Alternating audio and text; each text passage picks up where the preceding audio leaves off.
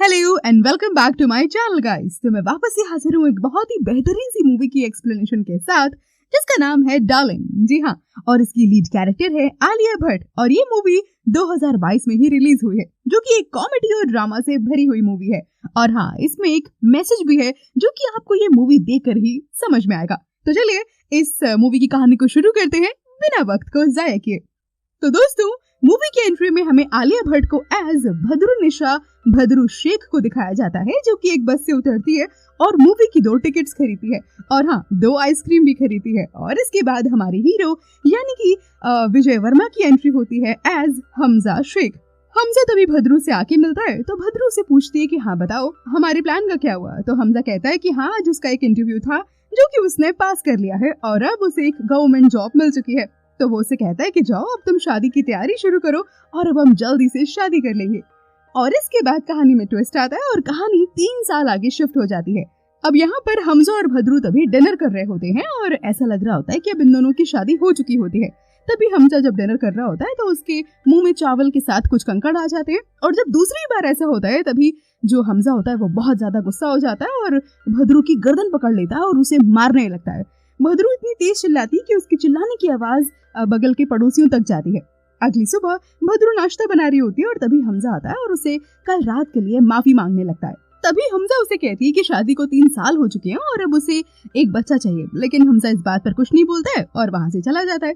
हमजा दरअसल रेलवे में ticket checker होता है और तभी भद्रू अपनी माँ शमशो निशा, जिसे सैमसन के नाम से भी जाना जाता है, उसके पास चली जाती है जो बगल के ही फ्लैट में रहती होती है। और माँ भद्रू से कहती है कि आखिर कब तक वो इस तरह के इंसान को झेलेगी और किसी दिन वो इसे पीट पीट कर वाकई जान से मार डालेगा। अब अगले दिन तभी जुल्फी नाम का एक लड़का आता है और उसकी माँ को मिक्सर बेचने लगता है, जिस पर उसकी माँ जो होती है भद्रू की, वो बहुत ही ज्यादा बार्गेनिंग करने लगती है और तभी जुल्फी बिना सामान बेचे ही वहाँ से जाने लगता है। और तभी वहाँ पर भद्रू आ जाती है और उसे किसी तरह से कम पैसे करा करके उससे वो मिक्सर ग्राइंडर खरीद लेती है। उसके बाद ये दोनों माँ बेटी मार्केट जाती हैं और वहाँ से मटन खरीदती है और तब वहाँ पर भद्रू एक मेडिकल शॉप पर जाती है और उनसे दारू छुड़वाने की दवा मांगती है, जिस पर वो उसे दवा तो दे देता है लेकिन उसे ये भी बताता है कि इसके साइड इफेक्ट्स भी बहुत होने वाले हैं। अब रात को जब हमजा घर की ओर आ रहा होता है तो वो उसी मेडिकल शॉप से एक सिरप लेता है और तभी वहाँ का एक स्टाफ मेंबर उसे चढ़ाते हुए बोलता है कि क्यों हमजा भाई, अब तो शराब पीना छोड़ दोगे ना। और वो ऐसा इसलिए बोलता है क्योंकि जिस वक्त भद्रू दवाई ले रही होती है वो वहीं पर होता है और ये सुनकर हमजा थोड़ा सा चौंक जाता है कि आखिर इसने ऐसे क्यों बोला। वहीं दूसरी ओर जो भद्रू होती है वो घर पर मटन बना रही होती है और तभी उसने उस मटन में वो उस दारू छुड़ाने वाली दवाई को डाल दिया होता है। और जब हमजा घर पहुंचता है तो उसे पता चलता है कि भद्रू ने आज मटन बनाया होता है। और जब हमजा भद्रू को खाने के लिए बोलता है तो भद्रू मना कर देती है और कहती है कि नहीं, मेरा पेट पहले से ही भरा हुआ है। और तब उसका जो शक होता है वो यकीन में बदल जाता है और हमजा जबरदस्ती कहीं ना कहीं भद्रू को खिलाने लगता है। तब वो चिल्लाते हुए बोलती कि इसमें उसने दारू को छुड़ाने वाली दवाई मिलाई है। और हर दिन की तरह हमजा फिर से उसकी बहुत पिटाई करता है। उसके बाद अगले दिन जब भद्रू की माँ उसे कॉल करती है जो कि उसी सोसाइटी में अलग फ्लैट में रह रही होती है और वो कल रात के बारे में पूछती है कि क्या हुआ, उसने खाना खाया था या नहीं। तो भद्रू का जवाब एकदम से नॉर्मल होता है और वो ठीक से बात भी नहीं करती है। उसके बाद भद्रू फोन रख देती है और तभी उसे एक प्लान आता है और वो एक फैंसी ड्रेस और हाई हील्स मंगवाती है और उसे ऐसा लगता है कि आज वो इतने अच्छे से तैयार होगी कि हमजा जैसे ही उसे देखेगा तो बस उसके साथ इंटीमेट होने के लिए पागल हो जाएगा और इसके बाद इन दोनों को बच्चा होगा जिसकी वजह से कहीं ना कहीं हमजा सुधर जाएगा। अब रात को जब भद्रू तैयार होकर हमजा का वेट कर रही होती है और उसी वक्त सोसाइटी में एक बिल्डर आता है और वो बाकी लोगों को एक प्लान बताता है कि इस सोसाइटी को वो तोड़कर एक अच्छी सी बिल्डिंग बनाकर देगा और इसके साथ साथ महीने का किराया भी देगा। लेकिन हमजा इस बात से तैयार नहीं होता है, जबकि बाकी जितने भी लोग होते हैं उस सोसाइटी के वो सब तैयार होते हैं। इसके बाद जब हमजा घर आता है तो भद्रू को उस मीटिंग में लोगों से बात करता हुआ देखता है और घर चलने के लिए बोलता है। घर जाकर भद्रू उसे बिल्डर की बात समझाने लगती है और उसे बोलती है कि ये डील हमारे लिए कितनी अच्छी साबित हो सकती है। लेकिन जो हमजा होता है उसका जो गुस्से का लेवल होता है वो धीरे धीरे बढ़ने लगता है और तभी वो उसकी हील्स को देख लेता है और फिर उसे हील से बहुत ज्यादा मारता है। इसके बाद अगली सुबह जब वो उससे बात करने की कोशिश करता है तो भद्रू नाराज होती है और हमजा बिना कुछ खाए पिए ही ऑफिस चला जाता है। दूसरी तरफ भद्रू की माँ उसे कॉल कर रही होती है तो भद्रू उसकी कॉल का कोई भी जवाब नहीं देती होती क्योंकि वो वाकई बहुत अपसेट होती है। इसीलिए वो जो उसकी माँ होती है वो जुल्फी को उसके घर भेजती है उसे देखने के लिए। लेकिन जब जुल्फी वहाँ पहुँचता है और जब वो भद्रू की हालत देखता है तो उससे कुछ भी नहीं कहता और वापस चला आता है। अब हम भद्रू और उसकी माँ को मार्केट में देखते हैं, जहाँ भद्रू जोर जोर से चिल्लाने लगती है और बोलती है कि इस दुनिया के सभी मर्दों को मार देना चाहिए। ये दोनों बातें कर ही रहे होते हैं कि तभी भद्रू की माँ के पास पुलिस स्टेशन से कॉल आता है और वो भद्रू के बारे में कुछ पूछताछ करने लगते हैं और उन्हें जल्दी से पुलिस स्टेशन आने के लिए बोलते हैं। और यहाँ पर हमें पता चलता है कि जुल्फी ने ही भद्रू के खिलाफ जितने भी अत्याचार हो रहे थे उसको लेकर के हमजा के खिलाफ कंप्लेन की होती है। और अब जब ये दोनों पुलिस स्टेशन पहुँचते तो इन लोगों को पता चलता है कि भद्रू को मारने को लेकर किसी ने हमजा के खिलाफ कंप्लेंट की होती है। और तभी हमजा को भी पुलिस वहां लेकर आती है और जब पुलिस ऑफिसर भद्रू से ये पूछते हैं कि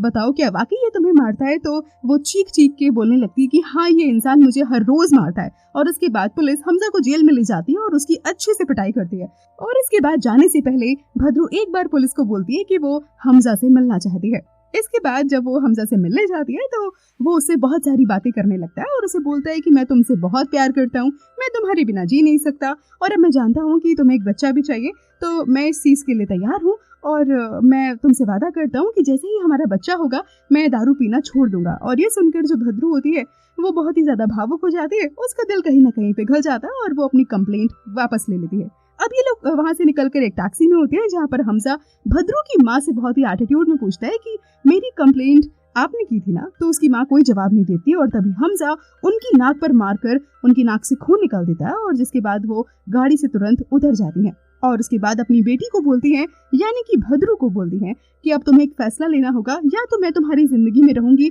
और या तो ये जलील इंसान। और इसके बाद वो वहां से चली जाती हैं। इसके बाद अगली सुबह जब भद्रू अपनी माँ को कॉल लगाती है तो वो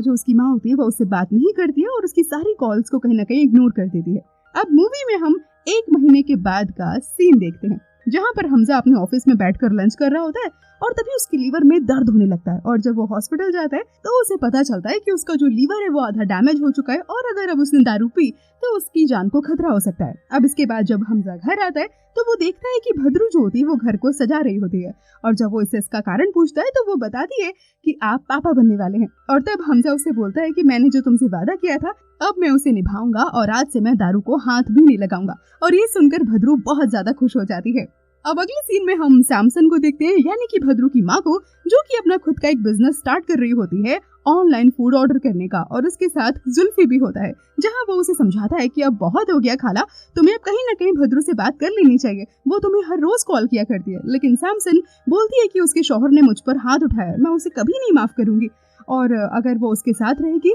तो ठीक है, वो फिर मुझसे कोई भी रिश्ता ना रखे। और तभी वहां पर भद्रू आ जाती है और वो जैसे ही अपने बच्चे के बारे में उसे बताती है तो मानो उसकी माँ उसे गले से लगा लेती है। और वहां पर हमजा भी आता है और सैमसन से माफी मांगता है और जिस पर सैमसन कहीं ना कहीं उसे न्यू बिल्डिंग के पेपर पर साइन करने के लिए बोलते हैं और इस बात के लिए भी हमजा हामी भर देता है और साइन कर देता है। अब हमजा उस आदमी के बारे में पता करना चाहता है जिसने उसके खिलाफ उस दिन कंप्लेंट की थी। इस बात का पता लगाने के लिए अब वो पुलिस स्टेशन जाता और वहाँ पर हवलदार को वो तभी रिश्वत देता और वो हवलदार इशारा करके जुल्फी की ओर इशारा कर देता है और वहीं पर जो जुल्फी होता है वो किसी के यहाँ खाना डिलीवरी करने आया होता है, जिसके बाद वो जुल्फी को आवाज देकर बुलाता है और लिफ्ट देने के लिए बोलता है और तभी वो जुल्फी की स्कूटी में बैठ जाता है और उसे ऐसा लग रहा होता है कि मानो जुल्फी और भद्रू के बीच में कुछ चल रहा है। और फिर वो उसे कंफर्म करने के लिए उसे पूछता है तो जुल्फी साफ मना कर देता है कि बिल्कुल भी ऐसा नहीं है जैसा तुम्हें लग रहा है, मेरे और भद्रू के बीच में ऐसा कुछ भी नहीं है। अब हमजा वहां से उतरकर घर के लिए निकल जाता है और तभी जुल्फी तुरंत भद्रू को कॉल करता है और उसे बताता है कि हमजा को सब कुछ पता चल गया है और वो घर ही आ रहा है। अब जो भद्रू होती है वो बहुत ज्यादा डर जाती है और गेट को लॉक कर लेती है, लेकिन हमजा गुस्से में होता है और गेट को तोड़कर अंदर आ जाता है और उसे बहुत मारता है और आखिरी में उसे सीढ़ियों से गिरा देता है और वहां से चला जाता है। अब हम भद्रू को हॉस्पिटल में देखते हैं और तब उसे डॉक्टर बताती है कि उसका मिसकैरेज हो गया है, यानी कि उसका बच्चा अब जिंदा नहीं है। और ये सुनकर वो बहुत ज्यादा रोती है और सुसाइड करने के बारे में सोचती है, लेकिन तभी वो किसी तरह से अपने दिमाग को शांत करती है और डॉक्टर से नींद की दवा लेकर वो घर आ जाती है। अगली सुबह वो अपनी माँ को कॉल करके बुलाती है और जब वो उसके घर में आ जाती है तो वो देखती है कि हमजा बेहोश है और उसे भद्रू ने कहीं ना कहीं बांध के रखा होता है। जिसके बाद अब भद्रू ये बोलती है कि मैं अब इससे माँ अपना बदला लेकर रहूंगी, इसने मेरे साथ बहुत जुल्म कर लिए और अब कहीं ना कहीं जुल्म सहने की इसकी बारी है। तभी अचानक से हमजा के स्टेशन मास्टर का कॉल आ जाता है और तभी भद्रू उसे बताती है कि हमजा जो है वो अपने गाँव गया हुआ है।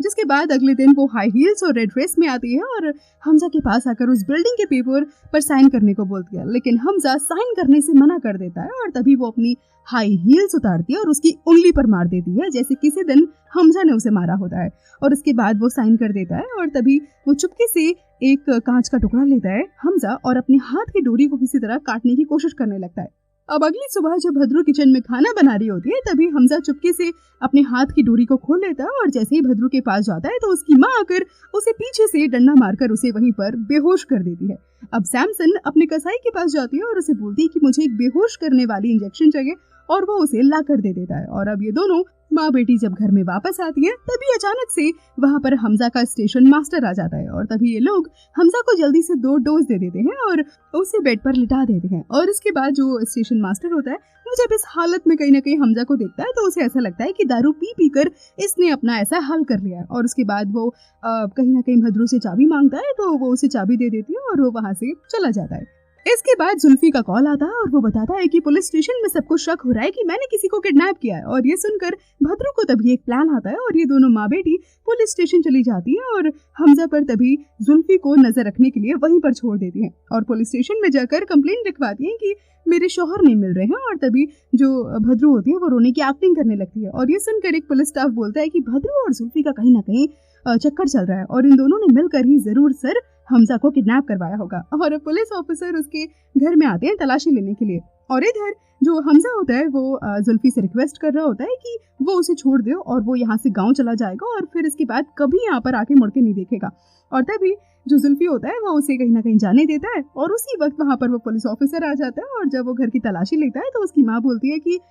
सर हो ना हो जुल्फी ने कहीं ना कहीं उसे किडनैप किया है क्योंकि वो भद्रू से बहुत प्यार करता है। तभी जो जुल्फी होता है वो बहुत ही ज्यादा सकपका जाता है और बोलता है कि नहीं नहीं मैं भद्रू से कोई प्यार नहीं करता बल्कि मैं तो भद्रू की माँ यानी कि सैमसन से प्यार करता हूँ। और ये सुनकर वहाँ पर जितने भी लोग होते हैं सभी लोग हैरान हो जाते हैं और खाला भी जो होती है यानी कि भद्रू की माँ उसे वहीं पर एक छोटी सी किस कर लेती है। जिसके बाद जो कहीं ना कहीं हमजा होता है ये अपने गांव ना जाकर बेहोशी की हालत में पुलिस स्टेशन पहुंचने वाला होता है इन लोगों के खिलाफ कंप्लेन करने के लिए। तभी पीछे से वहां पर भद्रू जुल्फी और सैमसन आ जाते हैं और उसे वहां से लेकर वापस घर आ जाते हैं और तभी ये लोग डिसाइड करते हैं कि रेलवे ट्रैक पर हमजा को लिटाकर ये लोग छोड़ देंगे। और ये सुनकर वो बहुत ही ज्यादा डर जाता है और इसके बाद वो सबको बोलता है कि मुझे छोड़ दो, मैं प्रॉमिस करता हूँ कि मैं आज के बाद किसी को परेशान नहीं करूंगा। और जिसके बाद जो भद्रू होती है वो उसका एक वीडियो रिकॉर्ड करती है जिसमें हमजा अपने सारे किए हुए जो भी गुनाह होते हैं जितना भी उसने भद्रू को सताया होता है वो सब कुछ कबूल करता है और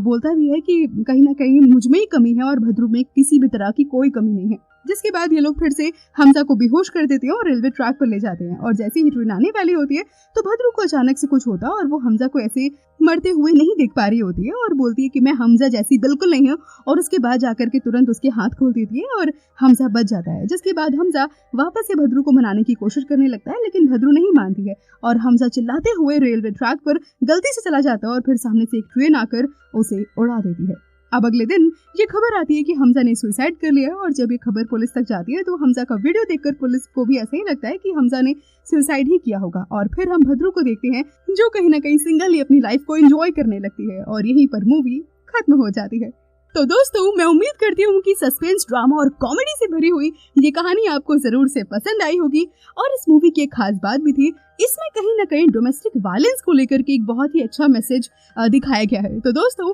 इस वीडियो को जरूर से अपने दोस्तों के साथ शेयर कीजिएगा, इस वीडियो को लाइक कीजिएगा और हाँ इस चैनल को सब्सक्राइब भी कीजिएगा। मैं जल्दी से वापस आऊंगी आपके लिए किसी और कहानी को लेकर। Till then take care, bye bye.